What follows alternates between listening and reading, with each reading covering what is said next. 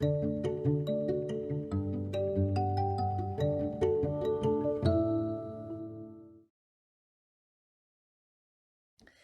everyone. Thank you for joining us for this session of Spokane Public Schools Keep Learning Series for Literacy. Today's lesson is for all third graders and anyone else who is interested in joining.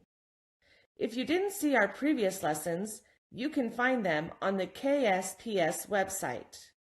You can still tune in today if you haven't seen the others. My name is Sharon Withrow, and I am an instructional coach at Bemis Elementary School in Spokane Public Schools. I get to be your teacher for our lesson today. We will be reading about The Journey, Stories of Migration by Cynthia Rylant. As we read today, we're going to be learning about comparing and contrasting as we read. For today's lesson, you will need a piece of paper and a writing tool. I will give you a moment to get your supplies. Readers, our goal for today is to compare and contrast. To do this, readers think about the text they are reading and make comparisons. They look for similarities and differences as they read. To compare is to find the similarities between two or more things. To contrast is to find the differences between two or more things. Readers do this to better understand the text they are reading. As we read today, I will be taking some notes on a form like this for us. We will record information about the locusts and whales and their migration journey. If you have your piece of paper and your writing tool, let's get it prepared for the end of the text. The first thing I need you to do is draw a big oval on the left side of the paper, like this. Now draw a similar size oval on the right side so that they overlap. Here on the left side, we're going to label locusts. On the right side, we'll label whales. Readers, we'll return to this paper when we get to the end of the text to add our information. Let's get started. Introduction. Most creatures live out their lives in the places where they are born. The tiny mouse runs in the fields where his mother ran. The gray squirrel lives in the same tall trees all her life, and the cow stays on the farm. But there are some creatures who do not stay where they are born, who cannot stay. These are the creatures who migrate. Their lives will be spent moving from one place to another. Some will migrate to survive. Some will migrate to create new life. All will be remarkable. Here are the stories of two of these remarkable travelers. So different from each other, but so alike in one profound way. Each must move. The locusts. There are a few migrations as dramatic and frightening as when the desert locusts are moving across Africa. These insects are actually young grasshoppers, and grasshoppers usually do not travel. But sometimes, too many grasshopper eggs are laid in one small area. And when the grasshoppers are born, there isn't enough food. The grasshoppers now have only one choice for survival: to migrate in search of vegetation. And so these grasshoppers will begin changing. Their bodies will turn from light green to dark yellow or red. Their antennae will grow short rather than long. And when they rise up to fly together by the billions, they will be grasshoppers no more. They will be locusts. A cloud of desert locusts in the sky is an unbelievable sight. There are so many locusts that they block out the sun. It seems like night. And in the sudden darkness, there is a terrible, thunderous noise. It is the noise of a billion wings. What happens next is even more incredible. When the locusts fly to the ground, they will eat every plant, every blade of grass, every leaf and bush and piece of vegetation as far as the eye can see. Within minutes, they will fly off again, leaving behind them a totally devastated landscape. And though locusts do not willfully hurt people, they want only to eat gardens, trees, bushes, grass. People may die because of the locusts. Because the gardens are empty of food, people may die of starvation. Readers, we've already learned some very interesting things about locusts and their migration journey. The first thing I noticed is that they travel in a group of billions. That's a lot of locusts. I also learned that they migrate to find food because of overpopulation. Overpopulation means that there was way too many grasshoppers in the area for the food that was there. Those grasshoppers had to change into locusts to be able to travel on to find new food. We also learned that when they stop along the way, they eat all the food in an area. This could be devastating to the people who live there. Let's read on to find out what else we can learn about the locust migration journey.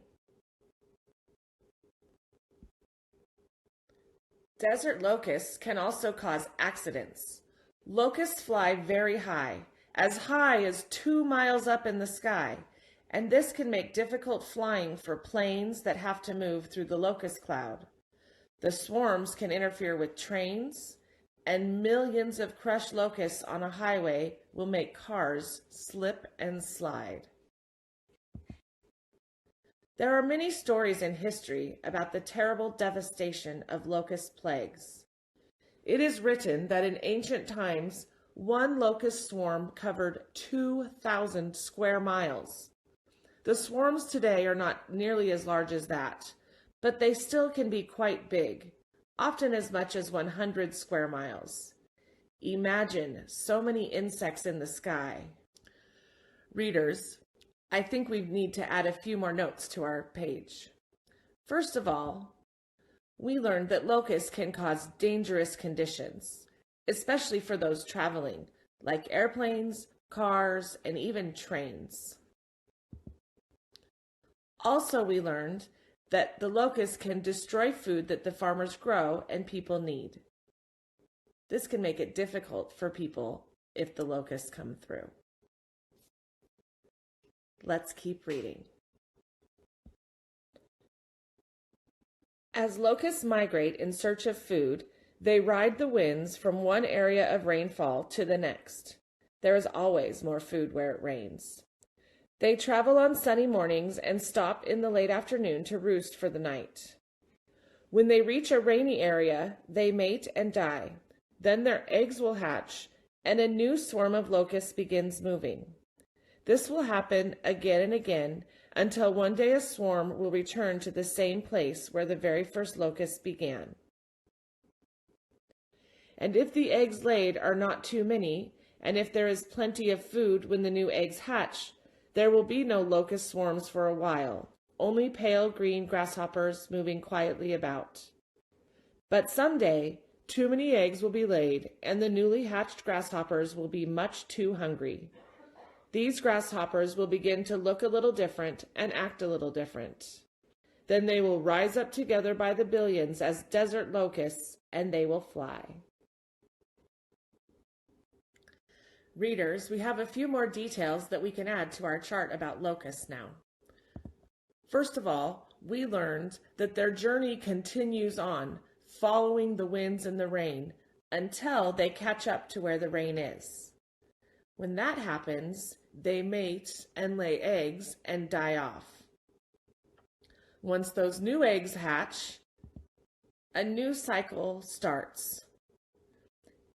It tells us in the text that it could take several generations or cycles of this to happen before the locusts make it back to the original location from where it began.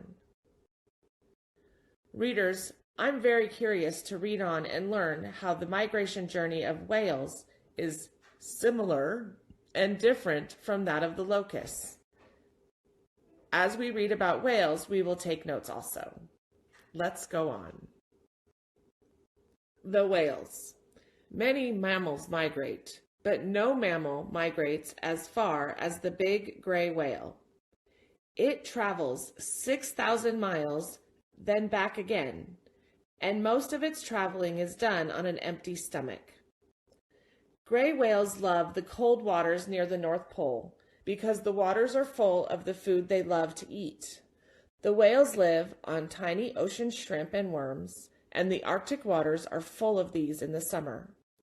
The whales eat and eat and eat, straining the tiny food through strips of baleen in their mouths.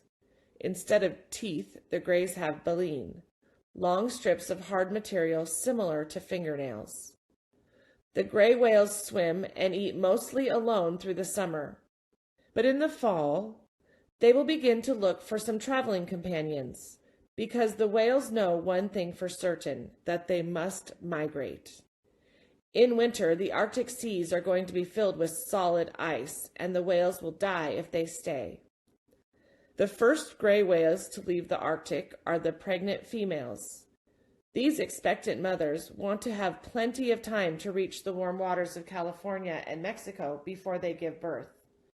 No mother wants to have a baby in icy water. The other whales will follow, and in small groups they will all travel down the Pacific coast. Once they leave the Arctic, the whales won't find much food again, and it may be as long as 8 months before they eat. But the whales have stored a lot of fat in their bodies called blubber, and this will keep them alive. As they travel, the whales often swim near shore, and people along the way are thrilled. They wave to the whales from rocky cliffs and travel out in boats to say hello to them. When finally the gray whales reach the warm tropical waters in January, the pregnant females will give birth, and the other whales will mate. Readers, let's record some of the notes we've learned about whales. First of all, we've learned that they travel 6,000 miles each way on their migration journey, from the Arctic way north down to the coast of the United States and Mexico. That's a long ways. We've also learned that they spend their summer in the Arctic alone and eating a lot.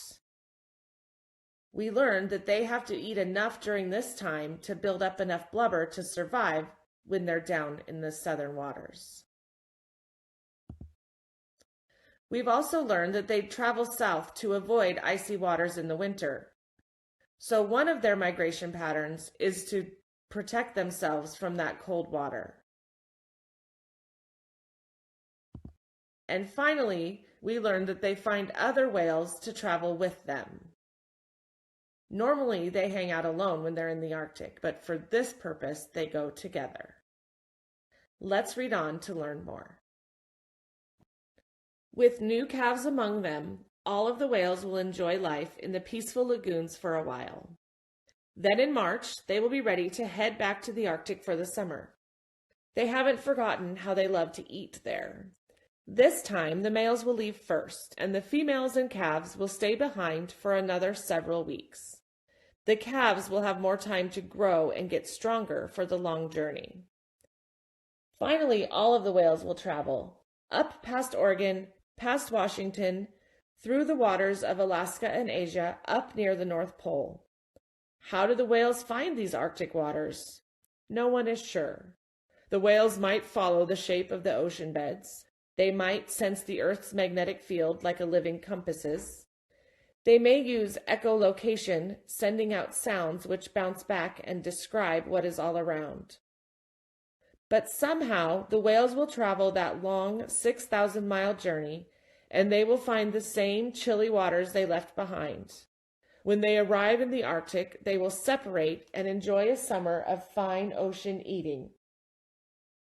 Just before the Arctic winter arrives, before the ice, something will tell the whales to find each other again, to find some company for another long swim. Readers, now that we've finished reading our text, let's add a few more details about the whales. First of all, We learned that they like to swim near the coast when they're in the southern waters, and that people enjoy seeing them for those 8 months. People will often go out on whale watching trips and watch them from the coast. This is a difference between whales and locusts. For locusts, people don't want to see them coming because they bring destruction with them. But the whales are just enjoyable to see when they travel. We also learned that during the 8 months that they are in the southern waters, they don't generally eat. They have built up so much blubber from the time that they've been eating in the Arctic that they don't need to. And finally, when summer comes, they travel back to the Arctic and separate to begin feeding again. So the whales make a trip in kind of a circle. They begin at the Arctic, they come to the south, and then they travel back to the same place. Readers, we're going to take these notes and look carefully at how the journeys of the locusts and the whales are similar and different. We're going to compare and contrast their migration journey. Let's go on.